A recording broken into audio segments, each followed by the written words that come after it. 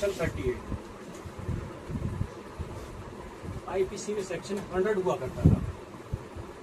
तो इसमें बताया गया कि under the restriction of section 37 of BNS 37 के रिस्ट्रिक्शन के अधीन रहते हुए, देखिए प्राइवेट डिफेंस हमें मिला है जरूर, मगर इस पर कुछ रिस्ट्रिक्शंस है, वो सेक्शन 37 ने बताए हैं।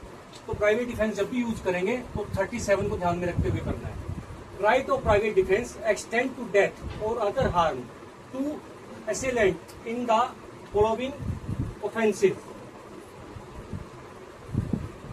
ये कहता है कि प्राइवेट डिफेंस का जो राइट है, हमें जो उसका एक्सटेंड है वो डेथ करने का है और अदर हार्म करने का है। इसको जो असेलेंट है, जो हमलावर है, जो हमला करने वाला है, तो उसके अगेंस्ट हमें राइट ऑफ प्राइवेट डिफेंस उसकी डेथ करने का और अदर हार्म कोज करने का है।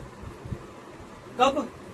जब असॉल्ट कोई हमला है हुआ है, रीजनेबल अप्रीहेंशन, और हमें रीजनेबल अप्रीहेंशन है, एक युक्त आशंका है, डर है, इसका जो कॉन्सिक्वेंसेस है वो डेथ होगा।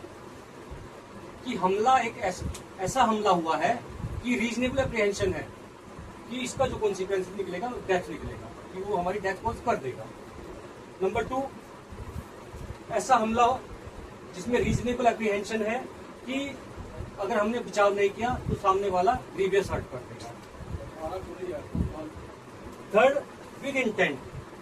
थर्ड है जो विद इंटेंट, उसकी इंटेंशन है इस बात की कि वो रेप कमिट कर देगा, तो तब हमें प्राइवेट डिफेंस मिलता है। Number 4, with intent to commit unnatural lust, कि अगर उसे नहीं रोका गया तो ये अप्रीहेंशन है, उसकी इंटेंशन है अननेचुरल लस्ट करने की।